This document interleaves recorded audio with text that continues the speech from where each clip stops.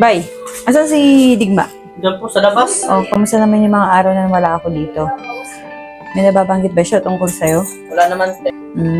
Hindi mabuti. Oh, kumain na ba si Digma? Opo, te, kakatapos lang din namin. Wala ka bang basket, te? Wala eh. Tsaka day off ko ngayon. Dali nga silipin ko na si Digma.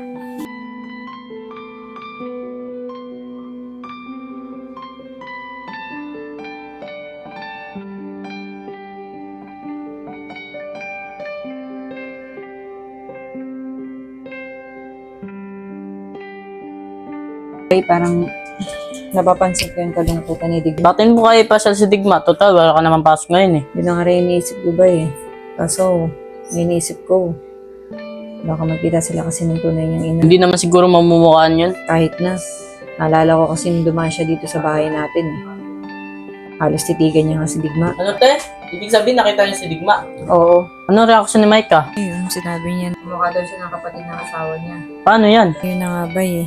Sana nga wag mo na ulit palabasin si Digma. Hindi na po maulit. Te, kumain na kayo. Magulo na luto eh. Sige, bye. Ay, be, wait lang pala. Bibili lang ako sa grocery na.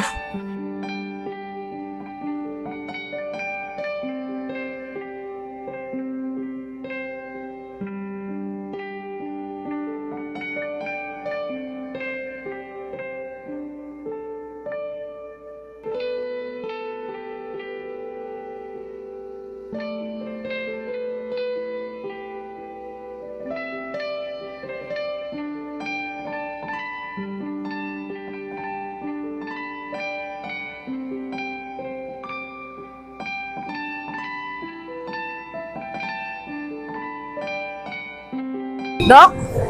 Yes? Dok, naalala niyo pa ba ako? Ako to si Maika. Maika? Hindi ko na kasi matandaan eh. Ako po to si Maika Alabin, yun ang anak ko sa General Hospital. Kayo pa nga po nagpaanak sa akin eh. Ah, oo, naalala ko na. May kasabay ka pa nga ng mga anak eh. Opo, may kasabay po ako nun.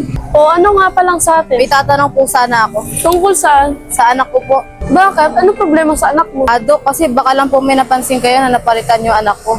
Ha? Paano napalitan? Eh ako nga mismo naglagay ng baby sa kanya-kanyang bed niyo. Mga mamis, gumising na po kayo. Ito na po yung baby niyo, Miss Alabin. At ito na din po yung baby niyo, Miss Trisha.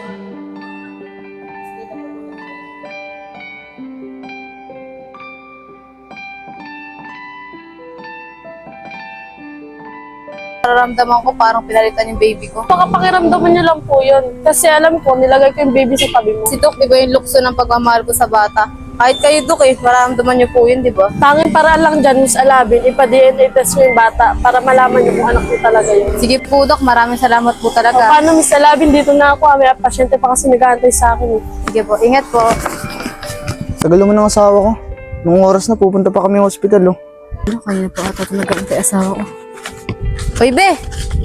Oh, tagal mo naman. Kanina pa kita inaantay, ah. Siya yung sinabi ko, natagalan ako ah. Oo nga pala, be, nakita ko yung doktor na nagpaanak sa akin dati. Oh, nagkausap kayo. Ano sabi? Sabi kasi ni Doc, siya yung nagtabi ng baby sa mga kanya-kanyang bed namin. O baka naman hindi talaga napalitan yung anak natin. Si Doc na nga nagsabi. Kasi be, iba talaga nararamdaman ko sa bata eh.